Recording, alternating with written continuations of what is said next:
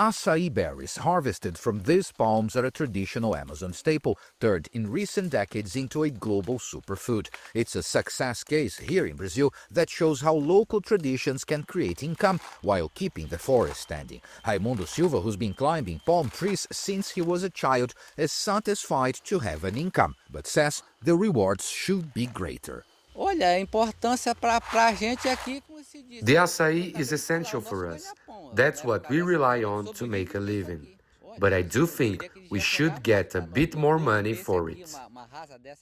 Most of the berries go to Brazil's mainland for sale, but a good amount are processed for consumption right here in Raimundo's community, the Quilombo Gurupá on Marajo Island. Quilombos are communities founded in centuries past by runaway African slaves who found refuge in the forest. For traditional communities across the Amazon, including indigenous people, riverside dwellers, and Afro-descendant groups, COP30 represents a chance to draw attention to the need for sustainable development that protects both their livelihoods and the forest itself.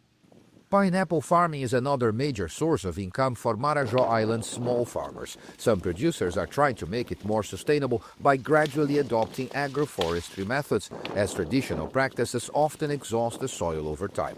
But this producer says they need more support to invest in sustainable production. A gente fica se perguntando.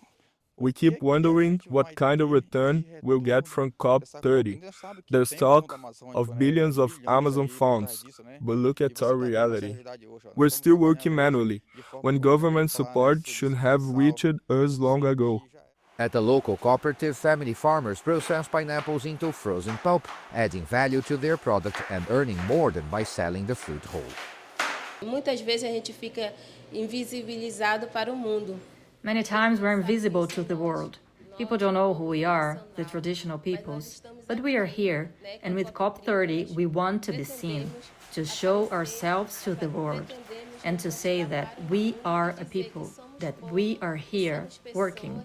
On the other side of the Amazon, near the border with Peru, Zico Cuntanao is the leader of an indigenous community on the left bank of the Tejo River in the state of Acre. We met him as he was preparing a batch of the sacred beverage ayahuasca, used for physical and spiritual healing by several indigenous communities in the Amazon. The Cuntanao chief is hopeful more support for Brazil will come out of COP30. Brasil cuidar da Amazônia. For Brazil to take care of the Amazon, it needs support from everyone, from all countries, with resources for reforestation, because it has been greatly devastated. What we need is support from everyone, from the whole world, to make this happen. Back in Belém, the capital city of Pará State and the host of COP30, the Maraca House is serving as headquarters for young indigenous leaders and communicators, working to have their voices heard. For us, COP30 is where the planet's future will be decided. There's no way to hold it without indigenous peoples.